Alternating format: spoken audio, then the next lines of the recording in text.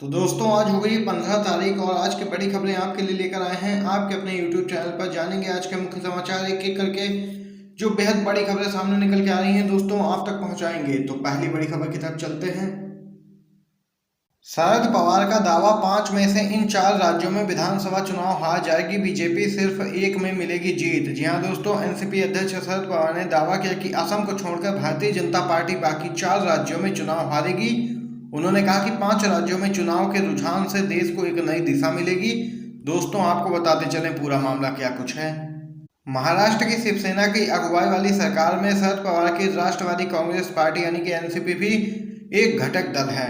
वहीं एनसीपी प्रमुख ने कहा, पश्चिम बंगाल में केंद्र खासकर बीजेपी सत्ता का दुरुपयोग कर रही है और एक बहन पर हमला करने का प्रयास कर रही है जो राज्य के लोगों के लिए लड़ने का प्रयास कर रही हैं। आपको दोस्तों बताते चलें, उन्होंने कहा कि मुझे इस बात में कोई शंका नहीं है कि ममता बनर्जी के नेतृत्व में टीएमसी सत्ता में बनी रहेगी चुनाव के बाद भी पश्चिम बंगाल में। वहीं शरद पवार ने कहा कि असम में एक समय बन सकती है बीजेपी की सरकार। वहीं आपको दोस्तों बताते चलें, शरद पवार ने कहा कि बाकी अन्य बचे 3 राज्यों में भाजपा को हार का सामना करना पड़ेगा और उन राज्यों में दूसरी पार्टियां सत्ता में आएंगी। उन्होंने कहा कि मुझे भरोसा है कि इस रुझान से देश को एक नई दिशा मिलेगी। देख सकते हैं दोस्तों, शरद पवार ने यहाँ पर यह बड़ी बात कही है कि सिर्फ 5 राज्यों में से एक में ही भाजपा को जीत मिल सकती है, बाकी अन्य राज्यों में भाजपा नहीं जीतेगी। असम से दोस्तों बड़ी खबर निकल के आ रही है। असम में नहीं है कोई भी मोदी लहर, बीजेपी मेरा चेहरा दिखाकर हिंदू वोटों के ध्रुवीकरण की कोशिश में, ये कहना है बहरुद्दीन अजमल का। दोस्तों बताते चलें आपको क्या कुछ है पूरा मामला। असम विधानसभा चुनाव में मोदी लहर नहीं होने का दावा करते हुए यूआईयूडीएफ के प्रमुख अजमल ने कहा कि भाजपा उन्हें निशाने पर लेकर और मुसलमानों को दुश्मनों की तरह पेश करके हिंदू मतों का ध्रुवीकरण करने की कोशिश कर रही है, लेकिन सत्तारूढ़ पार्टी को इसमें कामयाबी नहीं मिलेगी। अजमल ने कहा कि असम विधानसभा चुनाव देश के लिए अहम मोड़ साबित होगा क्योंकि राज्य से ही भाजपा के हारने की शुरुआत हुई। उन्होंने कहा कि इसके लिए कांग्रेस के नेतृत्व वाला महागठबंधन मेहनत से लड़ रहा है, जिसका हिस्सा उनकी पार्टी भी है। उन्होंने भरोसा जताते हुए कहा कि भाजपा पश्चिम बंगाल, असम, तमिलनाडु, केरल और पुडुचेरी में हारेगी और इससे देश में एक सकारात्मक संदेश भी जाएगा। अगली खबर की तरफ चलते हैं दोस्तों। पश्चिम बंगाल से खबर है दोस्तों, व्हील चेयर से ममता बनर्जी की हुंकार बोली, घायल श्रेणी बहुत ज्यादा खतरनाक होती है। आपको बताते चले, पश्चिम बंगाल की सीएम ममता बनर्जी पश्चिमी बर्धमान जिले के दुर्गपुर इलाके पहुंची थी। पैर में चोट लगने के बाद भी ममता बनर्जी किसी भी जिले की यात्रा में जाने से परहेज नहीं कर रही हैं। वहीं दोस्तों बताते चलें, ममता बनर्जी बीते रविवार को 5 किलोमीटर लंबा रोड शो करते हुए हजारा पहुंची। मंच पर पहुंचकर ममता ने कहा कि मैंने जीवन में काफी चोटें खाई हैं, लेकिन बंगाल के लोगों के दर्द से ज्यादा मेरा दर्द नहीं है। देश में लोकतंत्र पर हमला हो रहा है। वहीं आपको दोस्तों बताते चलें, ममता बनर्जी ने कहा कि मेरे पैर में चोट भले लगी हो लेकिन पूरे राज्य का दौरा करूंगी। वहीं बंगाल के खिलाफ सभी साजिशों को नष्ट किया जाएगा। ममता बनर्जी ने कहा कि मैं विश्वास दिलाती हूं कि मैं व्हील चेयर पर टूटे पैर के साथ प्रचार करूंगी। खेला हो गए, घायल श्रेणी बहुत खतरनाक होती है। बड़ी खबर निकल के आई है सीएम ममता बनर्जी की तरफ से, देख सकते हैं दोस्तों। एक और खबर जानते हैं इसी के साथ। भाजपा का भोंपू है चुनाव आयोग, बीजेपी जो कहेगी वही बोलेगा, संजय सिंह का बड़ा आरोप। आम आदमी पार्टी के नेता और राज्यसभा के सांसद संजय सिंह ने चुनाव आयोग पर हमला बोला है। आपके उत्तर प्रदेश प्रभारी ने ट्वीट कर कहा कि बीजेपी जो बोलेगी चुनाव आयोग भी वही बोलेगा।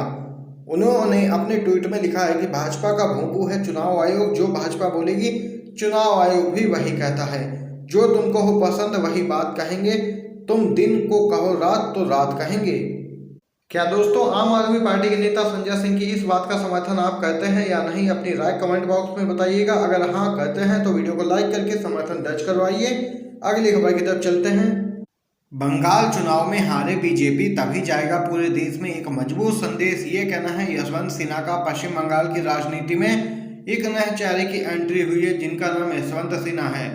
आपको बताते चले, बीते समय यशवंत सिन्हा बीजेपी में थे लेकिन अब उन्होंने टीएमसी ज्वाइन कर ली है। उन्होंने एक इंटरव्यू के दौरान बीजेपी और मोदी सरकार पर जमकर निशाना साधा, साथ ही दावा किया कि इस बार ममता बनर्जी पूर्ण बहुमत के साथ फिर से बंगाल में सरकार बनाएंगी। दोस्तों देख सकते हैं, यशवंत सिन्हा ने कहा है कि बीजेपी को हराना जरूरी है, तभी देश में एक मजबूत संदेश जाएगा और बीजेपी देश में कमजोर पड़ेगी। एक और खबर की तरफ चलते हैं दोस्तों। बंगाल से बेहद बड़ी खबर है दोस्तों। सीएम ममता बनर्जी के खिलाफ भाजपा ने सांसदों को भी बनाया उम्मीदवार, केंद्रीय मंत्री भी लड़ेंगे विधानसभा का चुनाव। बीजेपी में बौखलाहट दिन पर दिन बढ़ती जा रही है दोस्तों। बीजेपी जानती है पश्चिम बंगाल में उसकी हार निश्चित है और इसी से यहां पर बौखलाहट भी बढ़ती जा रही है बीजेपी के नेतृत्व में। भाजपा ने पश्चिम बंगाल विधानसभा चुनाव के लिए तीसरे और चौथे चरण में 75 सीटों पर होने वाले मतदान के लिए बीते रविवार को 63 उम्मीदवारों की सूची जारी की है। पार्टी ने पश्चिम बंगाल में ममता बनर्जी को चुनौती देने के लिए केंद्रीय मंत्री बाबुल सुप्रियो सहित 4 सांसदों को मैदान में उतारा है। दोस्तों आपको बताते चलें, बीजेपी यहां पर घबराई हुई है कि उसकी हार होना यहां निश्चित है और इसी को लेकर देख सकते हैं भाजपा ने अब वर्तमान के सांसदों को भी उम्मीदवार बनाया है और यहां तक कि केंद्रीय मंत्री भी अब विधानसभा का चुनाव लड़ेंगे। बेहद बड़ी खबर दोस्तों निकल के आई है पश्चिम बंगाल से। अगली खबर की तरफ चलते हैं। पश्चिम बंगाल चुनाव टिकट नहीं मिलने से नाराज शोभन चक्रवर्ती ने बीजेपी से इस्तीफा दिया। सूत्रों के मुताबिक शोभन चक्रवर्ती टिकट नहीं मिलने से नाराज चल रहे थे। वहीं शोभन के साथ बैसाखी बनर्जी ने भी बीजेपी छोड़ने का ऐलान किया है। इन्हें भी बीजेपी पार्टी ने टिकट नहीं दिया। वहीं बताते चले, चुनाव शुरू होने से ठीक पहले पश्चिम बंगाल में सियासी हलचल तेज है। ये दोनों वही नेता हैं जो पहले टीएमसी में शामिल थे, लेकिन बाद में ये लोगों ने बीजेपी का दामन थामा, लेकिन बीजेपी ने भी इन्हें टिकट नहीं दिया और उसके बाद इन दोनों नेताओं ने यहाँ पर देख सकते हैं बीजेपी भी छोड़ने का ऐलान कर दिया है।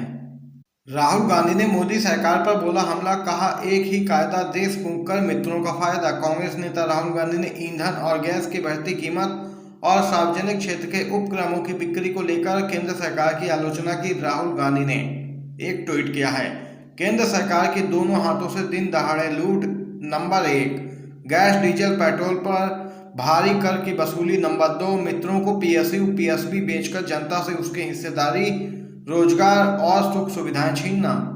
प्रधानमंत्री का एक ही कायदा देश फूंक कर मित्रों का फायदा। बता दें कि महंगाई और रोजगार के मुद्दे पर कांग्रेस के पूर्व अध्यक्ष राहुल गांधी अक्सर मोदी सरकार पर निशाना साधते रहे हैं और वहीं ट्विटर पर वह मोदी सरकार पर हमला बोलते रहते हैं। कांग्रेस ने अब ईंधन की बढ़ती कीमतों के खिलाफ सरकार को निशाने पर लिया है। ईंधन मूल्य वृद्धि के खिलाफ देश भर में प्रदर्शनों का दौर जारी है। प्रयागराज में राकेश टिकैत का जोरदार हमला, मोदी सरकार पर बोले पूंजीपतियों के दबाव में है केंद्र सरकार। दोस्तों बताते चले, किसान नेता राकेश टिकैत बीते रविवार को प्रयागराज पहुंचे थे। यहां उन्होंने किसानों से मुलाकात कर उनसे नए कृषि कानूनों के खिलाफ चल रहे आंदोलन में सहयोग करने की अपील की और वहीं बातचीत के दौरान उन्होंने केंद्र सरकार पर एक बार फिर से हमला बोला। राकेश टिकैत ने आरोप लगाया कि सरकार पूंजीपतियों के दबाव में है और इसी वजह से कुछ भी सुनने को तैयार नहीं है। उन्होंने किसानों के मुद्दे को लेकर सरकार के साथ ही जोरदार तरीके से यहां पर देख सकते हैं अडानी और अंबानी को निशाने पर लिया है। बड़ी खबर दोस्तों यहां पर देख सकते हैं, ये सामने निकल के आई है। एक और खबर जानते हैं। हरियाणा भाजपा प्रदेश अध्यक्ष ओपी धनखड़ के कार्यक्रम का विरोध हुआ जोरदार तरीके से, किसानों ने घेरा, वापस लौटना पड़ा मंत्री को। जी हाँ दोस्तों, बड़ी खबर है। हरियाणा भाजपा के प्रदेश अध्यक्ष ओम प्रकाश धनखड़ के कार्यक्रम की सूचना पर किसान लगातार यहां पर एकत्र हो गए और जमकर विरोध करने लगे ओपी धनखड़ का। और वहीं किसानों के विरोध को देखकर बीजेपी अध्यक्ष को अपना कार्यक्रम भी स्थगित करना पड़ा। इस दौरान किसानों ने स्पष्ट किया कि कृषि कानूनों को लेकर उनके क्षेत्र में सरकार के किसी भी नेता को घुसने नहीं दिया जाएगा। इस दौरान किसानों ने रोष जताते हुए सरकार से कृषि कानूनों को रद्द करने की मांग की। साथ ही कहा कि खापों द्वारा सरकार के नेताओं का सामाजिक बहिष्कार किया गया है। किसी भी सूरत में भाजपा और जेजेपी नेताओं को गांवों में घुसने नहीं दिया जाएगा। और वहीं किसानों के विरोध को देखते हुए धनखड़ को अपना कार्यक्रम भी रद्द करना पड़ा। देख सकते हैं हरियाणा में भी सरकार की मुश्किलें कम होने का नाम नहीं ले रही हैं। किसानों का गुस्सा अभी भी बरकरार है सरकार पर और मांग कर रहे हैं कि जब तक कानून रद्द नहीं हो जाते तीनों कृषि कानून, तब तक वह शांत बैठेंगे नहीं। एक और खबर जानते हैं दोस्तों। ओम प्रकाश राजभर का बड़ा बयान, योगी सरकार को मैंने बनाया था, खत्म भी मैं ही करूंगा। योगी सरकार में कैबिनेट मंत्री रहे ओम प्रकाश राजभर ने योगी सरकार को लेकर एक बड़ा दावा किया है। राजभर ने कहा कि योगी सरकार को मैंने बनाया था और वक्त आने पर मैं ही खत्म भी करूंगा। उन्होंने कहा कि दलित, पिछड़ा और अल्पसंख्यक मिलकर यूपी की राजनीति को बदलेंगे। राजभर ने दावा किया कि इस बार भाजपा का हिंदू मुस्लिम कार्ड नहीं चलेगा और 2022 में होने वाले यूपी विधानसभा चुनाव में भागीदारी संकल्प मोर्चा पूर्ण बहुमत की सरकार बनाएगा। यहाँ पर देख सकते हैं दोस्तों, राजभर ने जोरदार तरीके से योगी सरकार को निशाने पर लिया है और 2022 की रणनीति भी बताई है। यहाँ पर आज के मुख्य समाचार और बड़ी खबरें आप तक पहुँचाई हैं। अगर आपको ये वीडियो पसंद